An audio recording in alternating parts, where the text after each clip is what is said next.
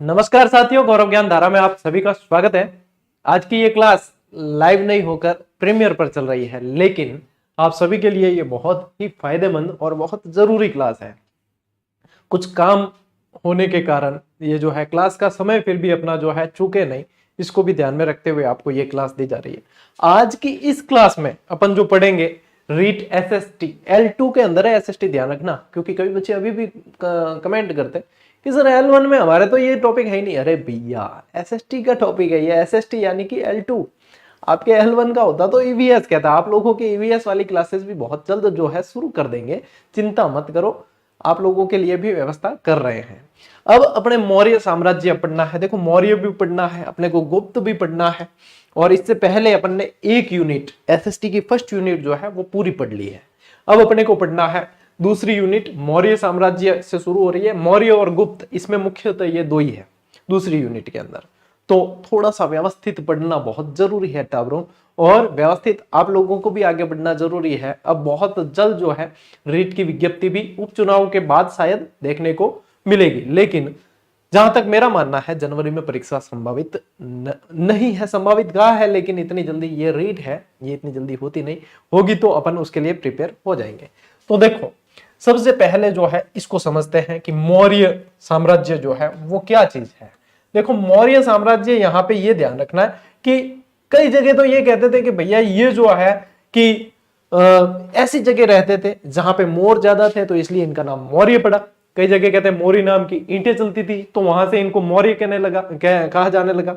कई जगह उल्लेख ये करते हैं कि चंद्रगुप्त का जन्म जो है मूरा नामक माता से हुआ है, इसलिए भी मौर्य कहे। तो बहुत सारे मतभेद है, लेकिन इससे रिलेटेड चीजें एग्जाम में इस तरीके से नहीं पूछी जाती। जिस तरीके से पूछी जाती है उस तरीके से अपने को आगे बढ़ना पड़ेगा। तो चलिए पहली स्लाइड पे चलते हैं। देखो, ये जो डायनेस्टी दिख रही है आप लोगों को, ये पूरा का पूरा मौर्य एम्पायर है ना, यानी कि पूरा। और ये जो क्षेत्र दिख रहा है ये क्या है, ये कलिंग है। जब अपन अशोक पढ़ेंगे तो अशोक के समय जो है कलिंग को पढ़ेंगे अपन। कलिंग का युद्ध है जही, वही इसी युद्ध से जो है अशोक का हृदय परिवर्तन हुआ था। मैन पढ़ते हैं अपन अशोक मौर्य, ठीक है। तो देखो, यदि अपन मौर्य साम्राज्य की बात करें तो ये जो है इसका टाइम पीरियड जो है 322 ईसा पूर्व। कब से? 322 ईसा पूर्व से लगभग 185 ईसा पूर्व तक रहा है, ठीक है। यदि इसके प्रारंभिक शासक की बात करें अपन कि प्रारंभिक शासक इसका कौन था, तो प्रारंभिक शासक जो है चंद्रगुप्त मौर्य था। कई सीरियल भी बन गए इस पे, लेकिन अपने को जो है ये ध्यान रखना है चंद्रगुप्त मौर्य एग्जाम के हिसाब से ध्यान रखना है, सीरियल के हिसाब से नहीं, ठीक है। और अंतिम शासक भी आप लोगों को पूछ ले इसका तो भी मैं बता देता हूं। अंतिम शासक जो था वो बृहद्रथ था। कौन था? बृहद्रथ था, ठीक है। इस बृहद्रथ की जो है हत्या इसी के प्रधानमंत्री, इसी का मतलब ये कह सकते हो कि दरबारी था, पुष्यमित्र शुंग, उसने कर दी। और उसने फिर शुंग वंश की स्थापना की।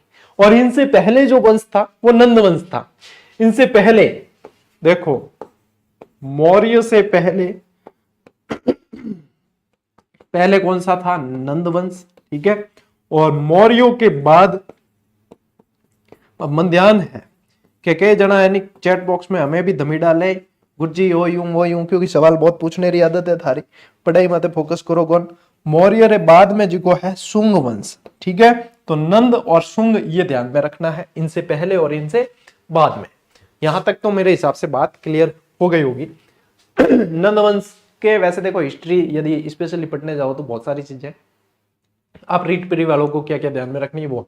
नंद वंश में देखो महापद्म नंद है, खारवेल है, धनानंद है, ये चीज है। धनानंद वही शासक है जिसको चंद्रगुप्त मौर्य हराता है कौटिल्य की सहायता से, ठीक है। और उसके बाद में जो है मौर्य वंश की स्थापना होती है। तो यहां से अपन भी मौर्य वंश की स्थापना करते हैं और आगे बढ़ते हैं। अब अपन चलते हैं कि ये सारी जानकारी कि गुरुजी आप बता रहे हो, हमें जानकारी आपसे मिल रही है, लेकिन ये सारी जानकारियां मिली कहां से है? कोई ना कोई स्रोत हुए होंगे, बिल्कुल हुए हैं।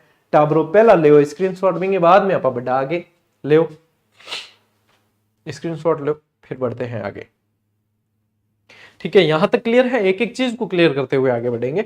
आज अपने को जो है शासक तीनों पढ़ लेने, चंद्रगुप्त मौर्य से लेके अशोक तक, ठीक है। राजनीतिक जीवन पढ़ लेंगे। अब देखो, जो जानकारियां मिलती है ब्राह्मण साहित्यों से मिलती है, जैन साहित्यों से मिलती है और बौद्ध साहित्यों से मिलती है। अब यहां पे यदि देखें तो ये बहुत इंपॉर्टेंट है आप लोगों के लिए, इसमें जो है रचनाएं और सीधा पूछा जाता है लेखक। ठीक है, ले आओ देखो अर्थशास्त्र का लेखक कौन है, सभी जानते हैं भाई साहब, एक नाम जो है वो सत्ता पलट देता था, इसका नाम था कौटिल्य। इसी को जाना जाता था चाणक्य के नाम से, चाणक्य नीति तो वैसे ही प्रसिद्ध है। ठीक है, चलिए कथा चरित सागर जो है वो किसने लिखी, सोमदेव की कृति है। किसकी कृति है, ये डायरेक्ट बनने वाले प्रश्न इवन की आरएस तक में बनते हैं। ठीक है, वृहत कथा मंजरी किसने लिखी, क्षेमेंद्र ने। किसने लिखी, क्षेमेंद्र ने। ठीक है, महाभाष्य पतंजलि। ठीक है, ये भी ध्यान में रखना। अरे भाई सही लिख के कौन, पतंजलि। ठीक है, मुद्रा राक्षस मोस्ट इंपॉर्टेंट विशाख दत्त।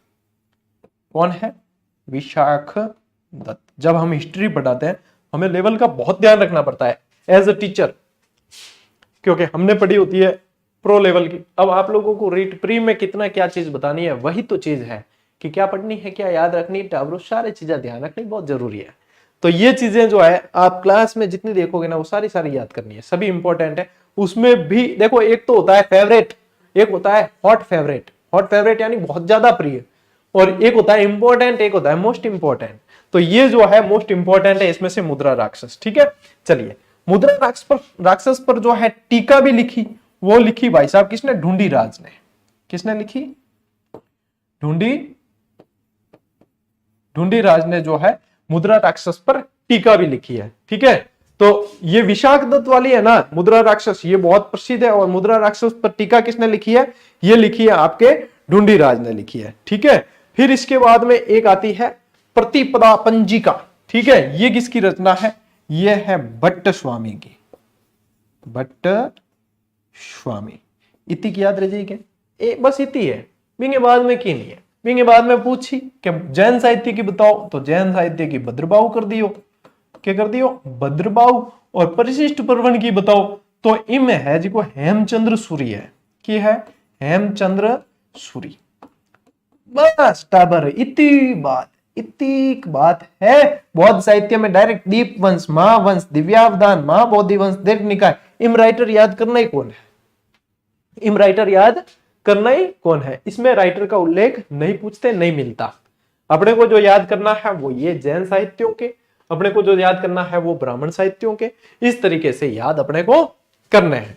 तो मौर्य साम्राज्य की जानकारी देने वाले जो स्रोत है वो अपने इस तरीके से याद हो जाएंगे ना। अभ्यास आदियों की सीजन है इसलिए जो है फिर भी मैं भाई कंटिन्यू आप लोगों की क्लास रखने का प्रयास करता हूं। ठीक है, तो चलती भी कैसे है, ये लाइव की तरह ही चल रही है, लाइव ही रहेगी अपनी क्लास, लेकिन ये प्रीमियर पर चल रही है। तो इसलिए चैट बॉक्स में ज्यादा ऊंचे नीचे नहीं होना है, चुपचाप बैठ के आराम से क्लास देखो, नोट्स बनाओ, बढ़िया तरीके से पढ़ो। जो माहौल जीजीडी के यहाँ से आप लोगों को पढ़ने का मिलेगा ना कंटिन्यू नियमित, वो बाकी जगह जो है ये वाला चीज, ये वाला एफर्ट, ये वाला माहौल शायद नहीं मिल पाए, शायद कह रहा हूं भाई है। ठीक है, ले स्क्रीनशॉट ले और फटाफट चलो। ठीक है भाई साहब, अब बढ़ते हैं अपन आगे।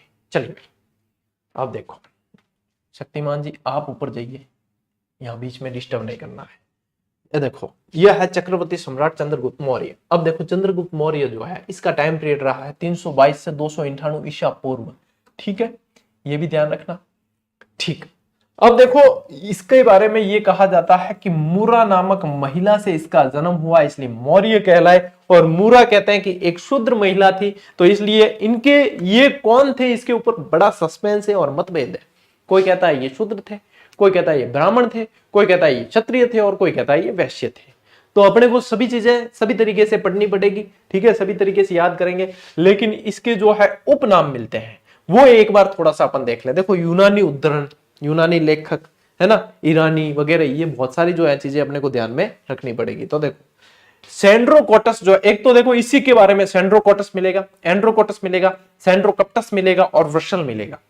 तो देखो यहां पे आप लोगों को पूछे कि सेंड्रोकोटस किसके अनुसार है, तो यहां पे ध्यान रखना स्ट्रेबो ने कहा, जस्टिन ने कहा, ये नाम सारे के सारे याद रखने होंगे।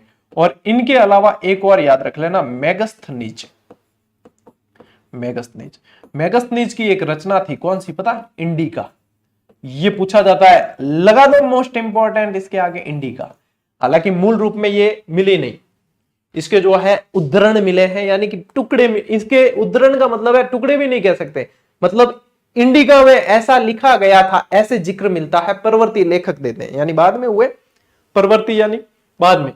तो वो कहते हैं कि इंडिका में ऐसा लिखा था, इंडिका में ऐसे, तो उसके उद्धरण मिलते हैं, इनको बोलते हैं उद्धरण। ठीक है, याद रह जाइए। मतलब जितनी चीज थान समझनी चाहिए नहीं भी हिसाब भी बता रही हो कि इतनी चीज आ है भाई। जब शंका आवे, इनू हल्ली शंका आवे तो उम्मीनो समाधान खुद करना है। ठीक है, इतने में इतना ही मिलेगा, वो कहते हैं ना मुंह वाली चीज है, यहाँ तो सब कुछ मिलता है, फिर भी अपने जो है ध्यान रखना। ठीक है, अब ये ध्यान रखना। अब देखो ये ए से ध्यान रखना, एंड्रोकोटस पूछे तो ए से ही शुरू कर देना, एरियन। और एरियन और प्लूटार्क का उल्लेख ज्यादातर आप लोगों को साथ में मिलेगा, एरियन और प्लूटार्क। ठीक है, एरियन और प्लूटार्क। सेंड्रोकप्टस ये पूछे तो यहां पे ध्यान रखना फिलार्कस, इसका सेंड्रोकप्टस जो नाम वो दिया है फिलार्कस। और वृषल जो है वो मुद्रा राक्षस के अंदर मिलता है, मुद्रा राक्षस, इसके अंदर जो है वृषल शब्द मिलता है। इसका मतलब होता है, वृषल का मतलब होता है कुलहीन, जिसका कोई कुल नहीं हो, ये इसका अर्थ होता है वृषल। मुद्रा राक्षस में से वृषल बताया गया, कुलहीन बताया, यानी कि एक तरीके से ये कहते हैं कि ये शूद्र थे। अभी अपन चल रहे हैं बेसिक, जो चंद्रगुप्त में याद रखेगा, अभी चंद्रगुप्त की शादी कराएंगे अपन, वो भी कहाँ कराएंगे? विदेश में, इंटरनेशनल विवाह होगा, है ना, अंग्रेज दुल्हन लाएंगे, बड़ा मजा आएगा। तो टावरों मतलब पढ़ने में ध्यान पूरा ही लगाना है, लेकिन मजे भी पूरे लेना है। ठीक है, हाथी भी बैठा है तो भी इंटरनेशनल विवाह पहला जो किया है इन्हें किया है हेलेना से, अभी हेलेना को लाते हैं अपन। ठीक है, तो उससे पहले जो है यहाँ पे ये पढ़ लो कि भाई साहब जी इनके परिचय के बारे में क्या क्या मिलता है।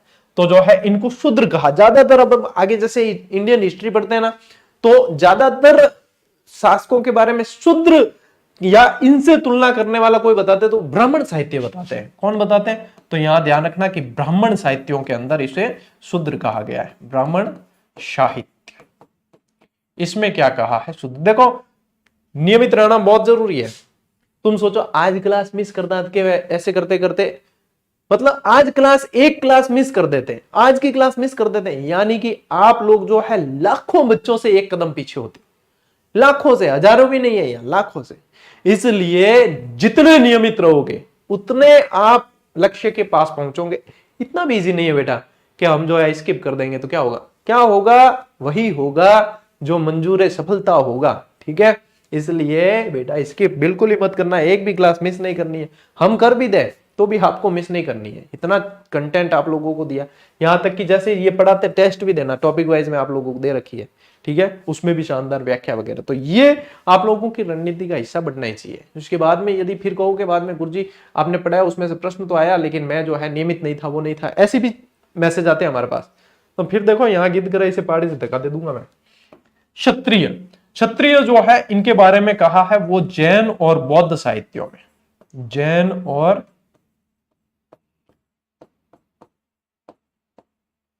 बौद्ध साहित्य है वहां, ये मत समझना, साहित्य मत समझना। वृषल फिर वापस यही, ये तो बिल्कुल ही आसान हो गया आप लोगों के लिए। मुद्रा राक्षस के अंदर, मुद्रा राक्षस आवाज तो आवे लाइव नहीं है, बाद में ध्यान ही नहीं पड़े, पूरी भागवत बाच ली और के बाद में जी आवाज को नहीं। ईरानी जो कहा है वो स्पूनर ने कहा है। देखो मुझे याद है तो आप लोगों को भी याद हो जाएगा। मैं तो अपने आप में एक बहुत ही मंद बुद्धि बालक हूं, और जब मैं मंद बुद्धि बालक होके मैं याद रख सकता हूं तो आप लोग कुशाग्र बुद्धि के हो, आप लोग प्रखर बुद्धि के हो, आप लोग विद्वानों की श्रेणी में आते हो, आप लोग केवलिनों की श्रेणी में आते हो, आप लोग केवल्य प्राप्त हो। अपनी क्षमताओं को पहचानो, अपनी शक्तियों को पहचानो और इस तरीके से पढ़ो कि बाद में भूलो ही नहीं। ठीक है, ये चीजें याद आपको रखनी पड़ेगी। तो मैं आप लोगों को आपकी शक्तियां याद दिला रहा हूं। जो काम जामवंत जी ने किया था हनुमान जी के लिए, वो किरदार मैं निभा रहा हूं कि भैया आपके अंदर शक्तियां तो अदम्य है और उनको पहचानो और आगे बढ़ो। ठीक है, यही चीज करनी और नियमित रहो। यदि नियमित नहीं रहोगे, राम जी भी सीता जी को ढूंढने गए और 2-2 4-4 महीने रेस्ट कर लिया था कि आपके नहीं 2 महीना रेस्ट करना, ले बैठ हो रहे सब जना भी के बाद में हो जा, तो मतलब 14 वर्ष का जो वनवास है वो 1400 वर्ष का हो जाता है कि नहीं। तो इसलिए जो है अपने को आराम नहीं करना है, आराम हराम है, जिन्हें भी कहा बढ़िया लगा है, ठीक है। हाँ, तो सुभाष चंद्र बोस जो है उनको भी याद करो और उसके अनुसार आगे बढ़ो। ले स्क्रीनशॉट ले, कितना मोटिवेट करे तुम्हें, क्लास में ही कर देते हैं। उसके बाद भी यदि तुम हार कर बैठते हो, तुम रेस्ट करते हो बीच बीच में, तो भैया भगवान ही मालिक है, फिर आगे बढ़े, है ना। समझ रहे हो? हाँ, तुम्हें ही समझा रहा हूं, इधर उधर नहीं देखना है, जो देख रहे हो ना ध्यान से उन्हें ही कह, तुम्हें ही कह रहा हूं भैया, ऐसे। चलिए ले आओ, अब देखो, अब इतनी चीजें मतलब याद रही, इनके बाद में देखो। अब ये कौटिल्य भाई साहब है ना, ये पहले थे धनानंद के यहाँ, धनानंद ने की इनकी बेइज्जती। इन्होंने कहा कि रुक बेटा, तेरा बाप लेकर आऊंगा, ठीक है, तू मेरी बेइज्जती करता है, तुम्हारे जो है इस वंश को ही मैं यहाँ पे समूल नाश करवा दूंगा। इन्होंने खोज की चंद्रगुप्त की। चंद्रगुप्त इन्हें कब मिला? इन्हें मिला है राजकिलम खेल खेलते हुए। एक खेल का नाम है राजकिलम। राजकिलम मतलब एक तरीके से यूं है कि शासक बनता है इसके अंदर चंद्रगुप्त। वो बाहुबली मूवी नहीं देखी? बाहुबली के अंदर जो है बाहुबली को वो निकालते हैं बाहर, बल्लाल देव निकाल देता है, तो वो वहां पे जो है चट्टान पे बैठ के भी राजा वाली फीलिंग से काम करता है। वही चीज राजकिलम खेल के अंदर इसे देखा कि इसके अंदर तो बहुत बड़ी नेतृत्व क्षमता है, इसे कुछ ना कुछ है, इसको बनाना पड़ेगा। तो इसको फिर तैयार किया। 1000 पण में लगभग खरीदा था, राजकिलम खेल खेलते हुए देखा था, और फिर चंद्रगुप्त को जो है वहां से खरीद लिया। इसके बाद चंद्रगुप्त को तैयार किया इन्होंने, और फिर जो है धनानंद पे आक्रमण करते हैं, और धनानंद को पराजित करने में इनका अमात्य था सक्टार। देखो, धनानंद के 2 अमात्य थे, एक सक्टार और एक राक्षस। नाम है उसका, राक्षस नहीं था लेकिन नाम है उसका राक्षस। कौन रखता है ऐसा नाम? है माँ बाप को धन्य है, नाम रखा, राक्षस रखा है। तो सक्टार और राक्षस थे, जिसमें से सक्टार ने मदद की। अब देखो हुआ क्या, उस समय शक्ति का केंद्र था मगध, ठीक है। चंद्रगुप्त का पहला आक्रमण मगध पर, लेकिन चंद्रगुप्त ने मुंह की खाई। डायरेक्ट सफलता नहीं मिलती बेटा, ठोकर खानी पड़ती है। चंद्रगुप्त अपने आप को बहुत ही मतलब जैसे तैयार किया, कौटिल्य ने बहुत समझा, बाइशेप बाइशेप बन गए, इतने ट्राइशेप बाइशेप सारे बन गए, अब तो अपन किसी को भी जो है खाक में दबा देंगे, मार देंगे, पीट देंगे, कैसे भी कर देंगे। तो फिर डायरेक्ट हमला कर दिया, कहां? मगध के सेंटर पे। और फिर मुंह की खानी पड़ी, कौटिल्य के पास आया। कौटिल्य ने इतना जाड़ा खतरनाक कि क्या कहूं मैं तुझे, कि बैठ जा साइड में। बैठ गए। चंद्रगुप्त भाई साहब गया, ऐसा गुरुजी है, गुरुजी की भी कह सके, ठीक है, तो गुरुजी बताओ मेरी गलती की है। रोटी दी एक, कहले पहले ये खा, उसके बाद बताऊंगा। गुरु तो क्या हुआ, पेट तो भर, खाने लगा। रोटी जो है गोल होती है पूरी, साइड में से तोड़कर खाने लगा चंद्रगुप्त। कौटिल्य का रुक।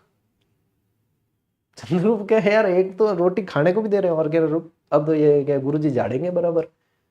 रोटी साइड में से तोड़ के क्यों खाई? तो ये साइड में से तोड़ के क्यों खाई का क्या मतलब, रोटी साइड में से तोड़ के खाते। जब रोटी साइड में से तोड़कर खाते हैं तो तुम्हें इतना ज्ञान नहीं है कि शक्ति का केंद्र जहां होता है वहां डायरेक्ट हमला नहीं किया जाता, पहले आसपास के क्षेत्रों को जीतो। इसे कहते चाणक्य नीति। ऐसे ही चाणक्य थोड़ी था, है पढ़ा कभी चाणक्य को, ध्यान से पढ़ा, ये चीजें हैं। फिर उसकी दिमाग की बत्ती जली, मेंटोस, सब कुछ क्लियर कि हाँ गुरुजी थे, हो वास्तव सब कुछ थे। मानो कौन, मैं इतनी मतलब ज्ञान नहीं बाता कहता तो भी थे नहीं मानो, रणनीति में सब चीजें होता हो कि ये करना है, लेकिन थे तो क्या एक वीडियो में थाले पड़े कौन, 4 वीडियो देखना पड़े, 4 बाद में 40 देखना पड़े, और वो भटक जाते हैं। जो व्यवस्थित 1-2 मार्गदर्शक जिनके हैं वो सक्सेस होते हैं, सीधी सी बात है। तो ये है चाणक्य नीतियां ऐसी है। फिर जो है भाई साहब वो आसपास के क्षेत्रों को जीतते हैं, उसके बाद में धनानंद को पराजित करते हैं, शक्टार में मदद करता है। इस तरीके से मौर्य वंश की स्थापना हुई थी, ठीक है ना।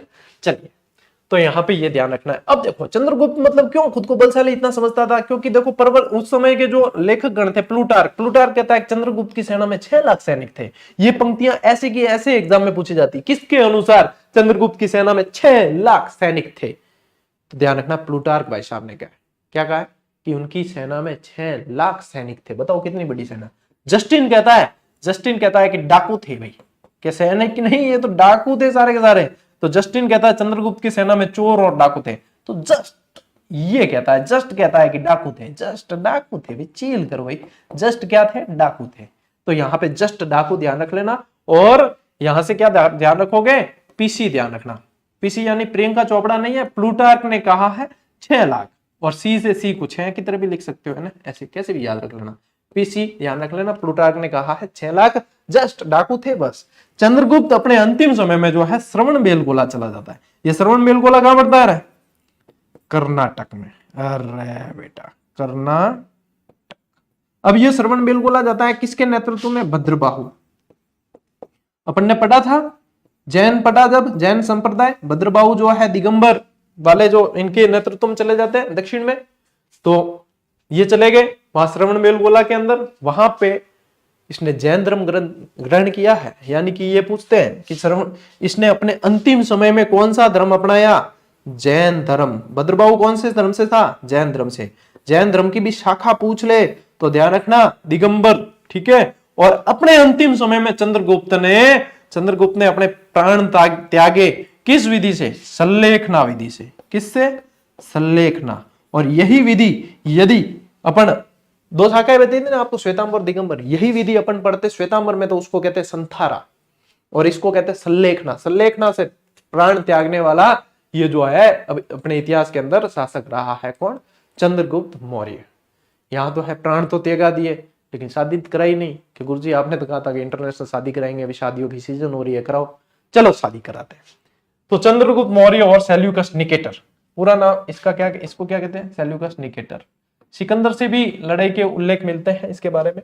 ये टाइम पीरियड पूछा जाता है 305 ईसा पूर्व जो है इनके मध्य युद्ध हुआ।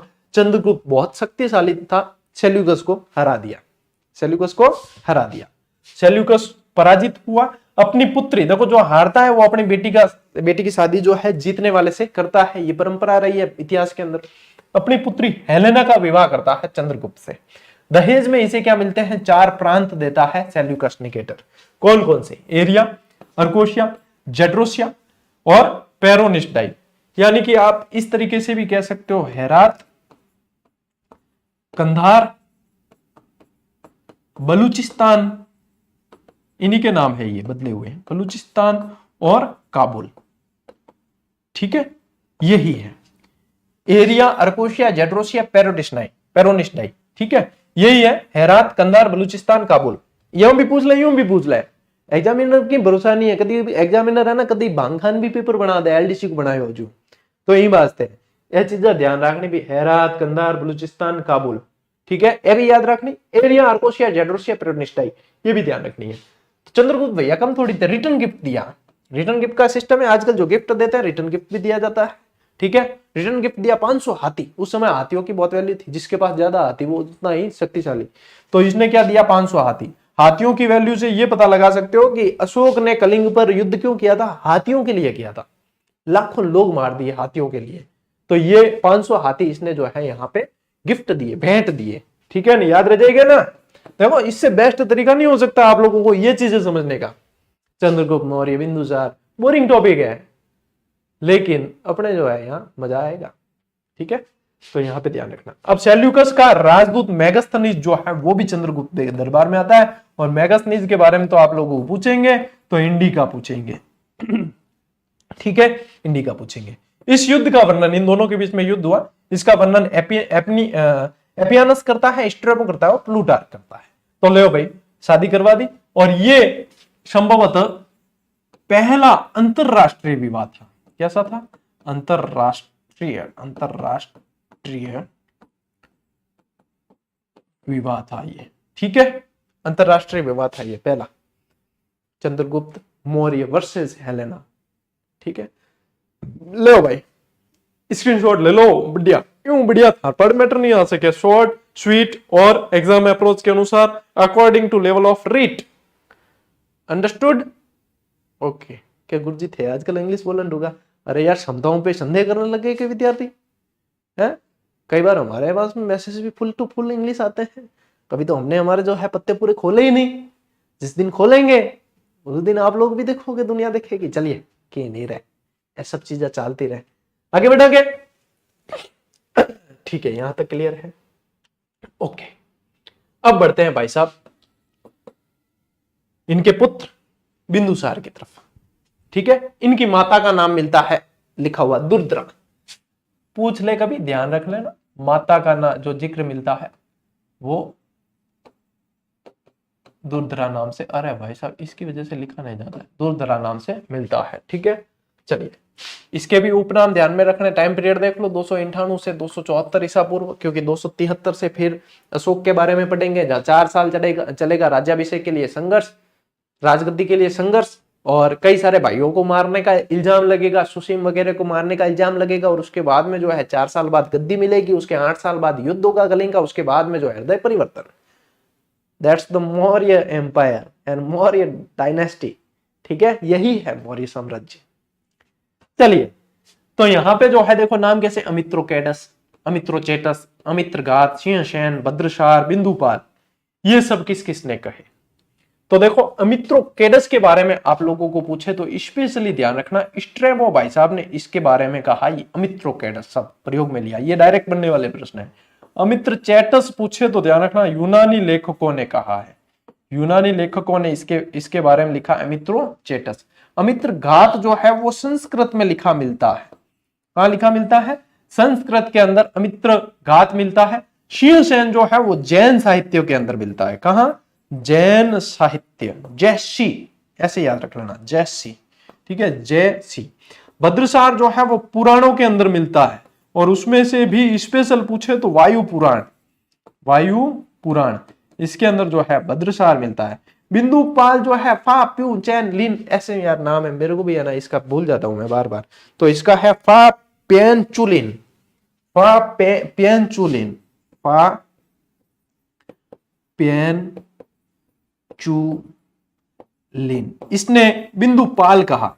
ठीक है, कई जने कहते हैं उत्तर से दक्षिण तक मिला लिया था, एक बिंदु से दूसरे बिंदु, इसलिए बिंदुसार। कई जने कहते हैं माथे पर बिंदु था जब जन्म हुआ तब से, इसलिए बिंदुसार। तो ये चीजें पूछी नहीं जाती, लेकिन ये समझने में, स्टोरी में मजा आता है, इसलिए है ये पूछी जाती है, जो मैंने आप लोगों को बताई, लिखाई, और पढ़नी, याद करनी अब आप लोगों को है।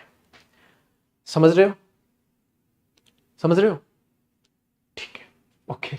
चलिए, बिंदुसार के काल में यूनानी राजदूत, बिंदुसार के काल में यूनानी राजदूतों के अंदर 2 याद रखना है, और 2 लेखकों के अनुसार, एक प्लिनी के अनुसार, एक स्ट्रैबो के अनुसार। गुरुजी ये क्या चल रहा है, ये सब क्या है, सब नया नया लग रहा है। तो नया नया है, लेकिन एक से दूसरी बार भी क्लास देखोगे ना, फिर क्या, हाँ ये तो सब जाना पहचाना है। ठीक है, तो ये बिंदुसार के अनुसार यूनानी राजदूत कौन कौन आए इसके दरबार में, उसके बारे में देखो प्लिनी कहता है, प्लिनी है, प्लिनी बोलता हूं मैं इसको, आप लोग देख लेना, लिखे हुए पे ध्यान देना। ठीक है, बोलने का क्या है, मैं तो कुछ भी बोल देता हूं। प्लिनी के अनुसार जो है मिस्र के शासक टॉलमी द्वितीय, जिसे फिलाडेल्फस के नाम से भी जाना जाता है, इसने जो है राजदूत डायनोसिस को यहां पे भेजा था। ठीक है, इसने क्या भेजा, डायनोसिस को भेजा है। तो या तो याद रखो फिल्मी, या फिर ध्यान रखो प्लिमी, प्लिमी, मैंने ऐसे याद रखा था, प्लिमी फिडाइने, फिडाइने के गुरुजी इससे क्या मतलब है। देखो प्लिमी, प्ली से तो आ जाएगा प्लिनी के अनुसार, मी से आ जाएगा मिस्र के थे, फिडाइने से यानी फी से आ जाएगा फिलाडेल्फस, डायने से आ जाएगा कि डायनोसिस को भेजा। तो आप लोग क्या इसमें और इसमें कंफ्यूज नहीं होगे, क्योंकि जो है स्ट्रेबो फिर कहता है कि सीरिया के शासक एंटियोकस प्रथम ने जो है डायमेकस को भेजा। तो यहाँ पे जो है एसएस एंटी हो गया है, एसएस क्या हो गया है, एंटी हो गया है, किसका, डायन का, किसका हो गया है, या डायमेकस का। ठीक है, इसलिए एसएस यानी स्ट्रेबो, एक एस से स्ट्रेबो, एक एस से सीरिया, एंटी से आ जाएगा एंटियोकस प्रथम। और ये चीजें इस तरीके से क्यों याद करनी है, क्योंकि ये शब्द ऐसे हैं अपने पढ़ने में नहीं आते हैं ज्यादातर। ठीक है, अपन ने पढ़ा है महाराणा प्रताप, कुंभा, सांगा, ये सब ये अपने को याद रहते हैं। अब अपने एंटियोकस, डायमेकस, डायनोसिस, फिलाडेल्फस, ये सारी चीजें अपने जो है बहुत कठिन पड़ती है। मैं समझता हूं तुम्हारी पीड़ा, मैं समझता हूं तुम्हारा दर्द दुख, इसलिए बता रहा हूं कि ये चीजें ऐसे भी याद की जा सकती है। दैट्स द वे ऑफ, क्या कह सकते हैं इसको, टीचिंग कह सकते हैं, लर्निंग कह सकते हैं। ठीक है, ओके। बिंदुसार ने सीरिया से 3 चीजें मंगाई, देखो लालची तो कितना था, 3 चीजें मंगाई। क्या क्या, मेरे लिए मदिरा भेज दो, मदिरा समझते हो, देशी भाषा, दारू, दारू, शराब, वाइन, विस्की, रम, एटसेट्रा एटसेट्रा, मदिरा मंगाई, सूखी अंजीर मंगाई, और दार्शनिक मंगाए, है ना। तो बाकी चीजें तो भेज दी इन्होंने, एथेनियस जो है इसका जिक्र करता है, बाकी चीजें भेज दी, मदिरा भेज दी, सूखी अंजीर भेज दी, दार्शनिक नहीं भेजे कि भाई साहब हमारे यहाँ पे मानव व्यापार नहीं होता, हम जो है मानवों की आदान प्रदान नहीं करते, हम दार्शनिक नहीं बेच सकते। तो यहां पे ये चीजें ध्यान रखना है। ये भी पूछा जाता है, ये मंगाई ये नहीं भेजे, ठीक है। आगे बात समझ, चलो आगे बढ़ो। बिंदुसार के समय तक्षशिला के अंदर विद्रोह हुए। तक्षशिला के अंदर, अच्छा ये तक्षशिला से याद आया, चंद्रगुप्त के अंदर जो है मगध के अंदर अकाल पड़ा था। मगध में 12 वर्ष अकाल पड़ा था। यार इसको साइड में करते हैं। मगध में 12 वर्ष अकाल पड़ा था, ठीक है। महास्थान और सहगोरा अभिलेख के अंदर इसका जिक्र भी है, ये भी अपने को ध्यान रखना है। अब कहां थे अपन, यहां तक्षशिला के अंदर क्या हुआ, विद्रोह हुआ। इसको दबाने के लिए भेजा पहले अशोक को, बाद में सुसीम को। दोनों जो है भाई थे, अशोक और सुसीम। एक चीज और ध्यान रखें, बिंदुसार के प्रधानमंत्री का नाम पूछा जाता है। अब आप लोगों के चाणक्य तो सर चंद्रगुप्त के समय था, तो भाई चंद्रगुप्त मरेगा तो चाणक्य को भी मरना जरूरी थोड़ी है वो तो जिंदा रहेगा, फिर पुत्र राजा बनेगा तो उसके समय पे ये रहेगा। तो चाणक्य पहले था, उसके बाद में राधागुप्त, ठीक है। बिंदुसार की मंत्री परिषद थी, जिसके अंदर लगभग बताते कि 500 मंत्री हुआ करते थे। कितने, 500 मंत्री। इसका प्रधान हुआ करता था जिसका नाम था खल्लाटक, ठीक है, ध्यान रखना है ना, खल्लाटक। देखो इतनी से मैटर कितना दिख रहा था स्लाइड पे, इतना ही है, लेकिन चीजें आपको बताइए जब लगेगा क्या हाँ ये तो भैया बहुत सारी है। तो ये चीजें बहुत सारी है, लेकिन जिस तरीके से बताई है वो आप लोगों के लिए याद करना बहुत आसान है, ठीक है। लो लाइव क्लास में क्या मुझे पानी पीना याद आ जाता है, लेकिन अपलोड क्लास में जो है पानी पीना याद ही नहीं आता। कारण क्या है पता है, फ्लो बहुत अच्छा रहता है क्लास का। लीजिए स्क्रीनशॉट।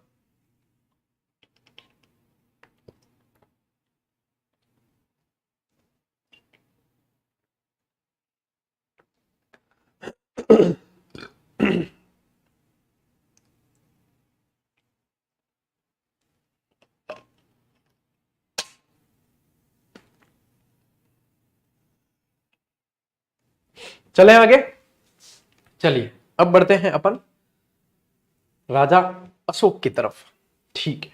पिता कौन थे, जो अभी पढ़ा भाई, बिंदुसार। माता सुभद्रांगी,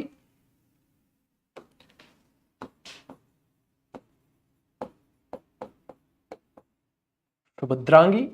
उपनाम वैसे एक अच्छा तो ध्यान रखो कि बढ़िया जो उपनाम है जो एग्जाम में पूछे वो है उज्जैनी करबोली। इसके अलावा वैसे महाराजाधिराज भी था, देवनाम प्रियदर्शी भी था, ये सब यहाँ लिखे हुए हैं तो इसलिए यहाँ पे एक ही लिखते हैं, ठीक है। अब इसके उपनाम जो है विभिन्न स्रोतों के अनुसार, इसकी उपाधियां जो है विभिन्न जगह उल्लेख के अनुसार पूछी जाती है।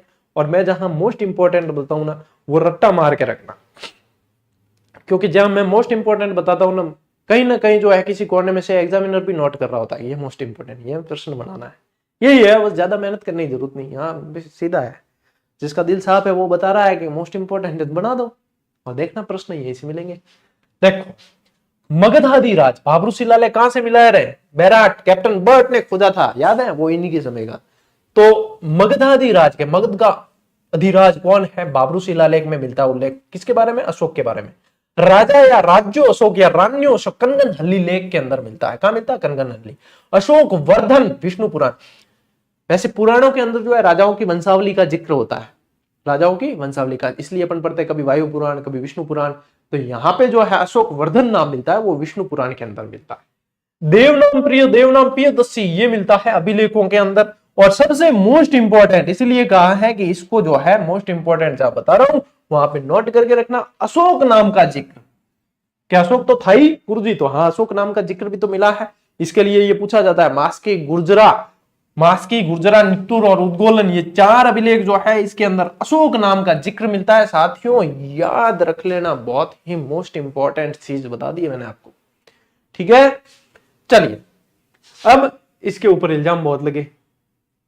यहां टाइम पीरियड लिखा मिल रहा है 273 से 232 ईसा पूर्व, लेकिन ये भाई साहब जी जो है अपने जो शासक बने हैं वो 269 ईसा पूर्व में इनका राज्याभिषेक हुआ है।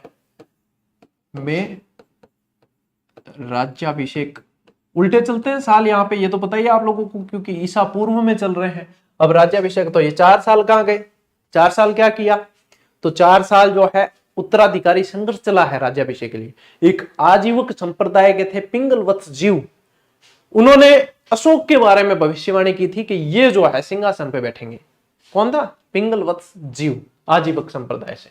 तो उन्होंने कहा था कि अशोक बैठेगा, तो ये चला। अब इसमें क्या है, कोई कहता है कि ये अपने 99 भाइयों की हत्या करने के बाद शासक बना, कोई कहता है नहीं सुसीम की हत्या करने के बाद में बना। ऐसे बहुत सारे जो है उल्लेख मिलते हैं। जो इंपॉर्टेंट है वो मैं आप लोगों को बता रहा हूं एग्जाम की दृष्टि से।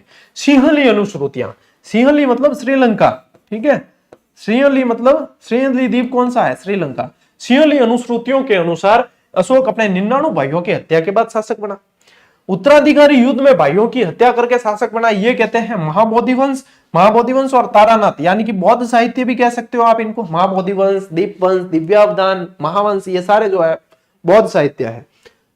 तो ये कहते हैं कि उत्तराधिकारी युद्ध में भाइयों की हत्या करने के बाद बना। अशोक द्वारा जो स्थापित नगर था वो एक्चुअल में इसकी बेटी गई थी यहाँ पे, उन्होंने स्थापित किया। तो वो नगर थे श्रीनगर और ललित पाटन, ठीक है। श्रीनगर झेलम नदी के किनारे जो है वो श्रीनगर, और ललित पाटन जो है ये नगर अशोक द्वारा स्थापित है, ये भी ध्यान रखना है। और अशोक जो है कलिंग पर आक्रमण करता है, ये बहुत ही ज्यादा मोस्ट इंपॉर्टेंट है। कलिंग वर्तमान में कहां है? उड़ीसा, ठीक है। और ये हाथियों के लिए प्रसिद्ध था, हाथियों को लेने के लिए किया था, हाथियों के लिए प्रसिद्ध क्षेत्र था। एकमात्र राजा यहां पे जो है नंदराज, कलिंग के राजा का जो है ज्यादा जिक्र मिलता नहीं है, ठीक है। एकमात्र जिक्र मिलता है कि यहां पे जो राजा था कलिंग का वो नंदराज था। कलिंग को जीतकर, ये देखो इसका स्क्रीनशॉट ले लो, फिर मैं एक नई स्लाइड ले रहा हूं, उसमें आप लोगों को कुछ चीजें बताऊंगा जो आप लोगों के लिए इंपॉर्टेंट है, वो आप लोग ध्यान में रखें। देखो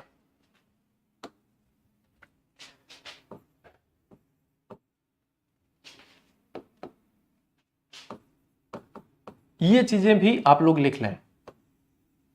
कलिंग युद्ध का वर्णन ये 13वें शिलालेख में मिलता है। ऐसे का ऐसे पूछा जाता है, 13वें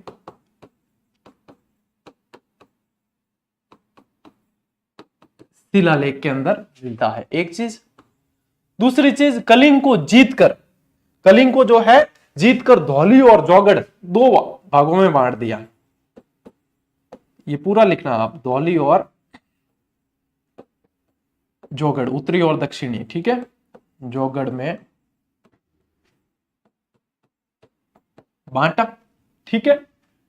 इसकी जो है राजधानी वो बनाई है तोसली को, तोसली, और इसकी जो है राजधानी वो बनाई है संपा को, समपा, ठीक है। ये प्रो लेवल है, फिर भी ध्यान रख लेना आप यदि पूछे। कलिंग का जो राजा था इस समय, कलिंग का शासक वो था नंदराज। और सिर्फ एक जगह जिक्र मिलता है, कहां? हाथी गुंफा अभिलेख के अंदर, हाथी गुंफा अभिलेख में। ओके, ये आप लोगों को और एक्स्ट्रा चीज मैंने दी है वो ध्यान रख लेना इसका, ठीक है ना। चलिए अब थोड़े सी अपन बढ़ते हैं आगे, ठीक है। अशोक का धर्म कैसा था? बौद्ध धर्म था। अच्छा, तो यहां पे इसलिए ये भी ध्यान रखना, धर्म से याद आया, बिंदुसार जो था इसने आजीवक धर्म का था, इसने आजीवक संप्रदाय अपनाया था, ठीक है ना। आजीवक धर्म या संप्रदाय कह सकते हो, वो अपनाया था। चंद्रगुप्त मौर्य जैन, ये आजीवक, और ये आ गया बुद्ध, क्योंकि अपने को जो है कल ये अशोक जो है अपने को बुद्ध शाक्य भी बताता है। मास्की जो अभिलेख है उसके अंदर अपने आप को ये बुद्ध शाक्य कहता है। क्या कहता है? बुद्ध शाक्य, यानी कि बुद्ध वंश, बुद्ध का अनुयायी, ठीक है, ये भी कहता है। तो देखो बौद्ध धर्म से संबंधित जो है ये था। अब देखो दीपवंश और महावंश के अनुसार अशोक को बौद्ध धर्म में दीक्षित किसने किया? निग्रोध ने। डायरेक्ट बनने वाले प्रश्न के निग्रोध ने किया है, इसका जिक्र कहां मिलता है? दीपवंश और महावंश में। दिव्यावदान के अनुसार इसे किसने दीक्षित किया? उपगुप्त ने। अशोक पूर्ण रूप से बौद्ध कब हुआ? जब मोगलीपुत्र तिस के प्रभाव से पूर्ण रूप से बौद्ध हुआ है, यानी पूर्ण रूप से बौद्ध धर्म को इसने ग्रहण कर लिया मोगलीपुत्र तिस के प्रभाव से। ये 3 तरीके से प्रश्न बनता है, ये प्रश्न जो है 3 तरीके से बनता है।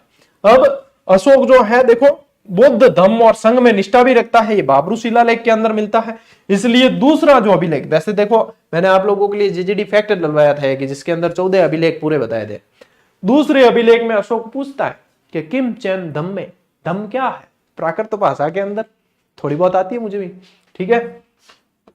किस में पूछता है? दूसरे में प्रश्न, क्या धर्म क्या है, धर्म क्या है, ये पूछता है, ठीक है। किसके अंदर? दूसरे अभिलेख के अंदर ये पूछता है कि किम चैम धम्मे, क्या धर्म क्या है, ये पूछता है। फिर इसी का उत्तर जो है खुद ही 7वें अभिलेख में देता है। ज्ञान हो जाता है इतना। 7वें में उत्तर क्या उत्तर देता बता? अपाचिन्वे बहुकाया ने दयादा ने सचे से 7वें माधवे 7वें चक, सारा का सारा ऐसे कैसे प्राकृत भाषा में। गुरु जी ये क्या था? ये कोई ट्रिक नहीं थी। अपाचिन्वे बहुकाया ने दयादा ने सचे से 7वें माधवे 7वें चक, यही चीज है जो इसने उत्तर दी है कि धर्म क्या है। पहले में पूछा है धर्म क्या है, फिर कहा है धर्म है शुद्धि है, धर्म है दया है, धर्म है दान है, धर्म है लोगों का कल्याण है। यही चीज इसने प्राकृत भाषा में लिखी है। पहले में पूछता है धर्म क्या है, किम चैम धम्मे, अपाचिन्वे बहुकाया ने दयादा ने सचे से 7वें माधवे 7वें चक, दैट्स द धर्म, दैट्स द धर्म। इसी तरीके से जिक्र है। और आप लोगों को इतना प्राकृत भाषा में याद नहीं रखना है, इसलिए मैंने लिखवाया भी नहीं है, ठीक है, इसलिए मैंने लिखवाया भी नहीं है। जब पढ़ाने के लायक हो जाओगे तो आप लोगों को भी बता देंगे कि ये चीजें यहाँ यहाँ मिलती है। ऑथेंटिक जैसे बहुत विस्तृत इतिहास की पुस्तकें होती है ना, उनमें ये चीजें मिलती है, तो इतना लोड नहीं लेना है, ठीक है। हाँ, कोई तारीफ करना चाहे कर सकता है, बस इसके लिए ही होता है। बाकी तो क्या है, ये अपाचिन में बहु काया ने दे दाने, ये चीजें जो है एग्जाम में ऐसे नहीं पूछते, है ना। चलिए बढ़े आगे, ठीक है। ये इतनी चीज यहाँ तक जो है आप लोगों के समझ में आ गई, यहाँ तक आई है तो आप लोग जो है बहुत चीजों से मतलब अब वाकिफ हो चुके हो कि हाँ ये चीजें इस तरीके से होती है, ठीक है। अब एक दो चीजें और बताता हूं कि अशोक जो है 10वें वर्ष बौद्ध गया यात्रा पे जाता है, ठीक है। 10वें वर्ष बौद्ध गया यात्रा और 20वें वर्ष जो है लुम्बिनी यात्रा। और लुम्बिनी यात्रा पे जब जाता है तो वहां के कर में जो है कमी करता है, इसलिए भी आप लोगों को ये ध्यान रखना है। 10 बो 20 लूं, 10 बोएगा 20 लूंगा, ठीक है। तो 10 बो यानी कि 10वें वर्ष बौद्ध गया है, और 20 लूं यानी कि 20वें वर्ष जो है वो लुम्बिनी वन गया है। वहां पे जो है कर उसमें भी कमी की है, धर्म कर से मुक्ति दे दी, भूमि कर में कमी कर दी, 14वें वर्ष निगली सागर भी गया है। इस तरीके से आप लोगों को चीजें याद भी रखनी है, ठीक है। चलिए ये चीजें हो गई। अब आओ, अशोक जो है धर्म प्रचार हेतु भेजे गए बहुत भिक्षु, ये आप लोगों के लिए इंपॉर्टेंट है। ये कि किस किस को कहां भेजा, अपने पुत्र पुत्री रिश्तेदार जितने भी थे, धम्म पात्रों की जो है नियुक्ति भी करता है हर 5वें वर्ष, ठीक है। तो ये बताया है। महेंद्र और संघमित्रा ये सबसे इंपॉर्टेंट है इसमें, इन्हें भेजा है श्रीलंका। सोन व उत्तरा सुवर्ण भूमि भेजा है, मज्जिम को भेजा हिमालय प्रदेश, और मजंटिक को भेजा कश्मीर और कंधार, महादेव को मैसूर, रक्षित को वनवासी, धर्म रक्षित को अपरांतक, महाधर्म रक्षित को महाराष्ट्र। और ये जो है आप लोगों को धर्म यात्रा के लिए यानी कि धर्म के प्रचार के लिए। और हृदय परिवर्तन कब होता है? कलिंग के युद्ध के बाद में इसको जो है इसका हृदय परिवर्तन हो जाता है, उसके बाद में ये पूरी तरीके से धर्म पे ध्यान देता है, फिर इसका फोकस जो होता है धर्म पे होता है, ठीक है ना। चलिए लीजिए स्क्रीनशॉट, ठीक है। इसी के साथ ये क्लास पूरी L1 वालों के लिए, पशु परिचर वालों के लिए, और ये जो क्लास चल रही है उनके लिए। ये टेस्ट सीरीज जिसमें है मौर्य की 2 क्लासें और आएगी, लगभग मौर्य साम्राज्य की 2 क्लासें, क्योंकि एक क्लास में जितना आप सीख सकते हो, जितना याद कर सकते हो, उतना एक क्लास में देता हूं मैं। मौर्य की 2 और आएगी, उसके बाद में जो है आप इस पे प्रैक्टिस करना। इसके बाद में जितनी प्रैक्टिस करोगे, प्रैक्टिस मेक्स मैन परफेक्ट, और आप लोगों को परफेक्ट तो होना है, आप लोगों को नौकरी लेनी है। इसलिए जो है अब अपनी क्लास को करते हैं भैया यहीं पे पूरी, और शेयर वेयर कर दिया करो, सब्सक्राइब कर दो, जितने रीट वाले पढ़ने वाले सब तक पहुंचा दो। क्लास ऐसे ही चलेगी और पूरा अपने कोर्स पढ़ेंगे यहीं से, ठीक है टाबरो। ये कोम्बो वोम्बो देख लेना और ज्वाइन कर लेना, टेलीग्राम से जुड़ जाओ फटाफट। चलो चलिए साथियों, मिलते हैं अगली क्लास में, अगले वीडियो में। तब तक के लिए राम राम, जय हिंद।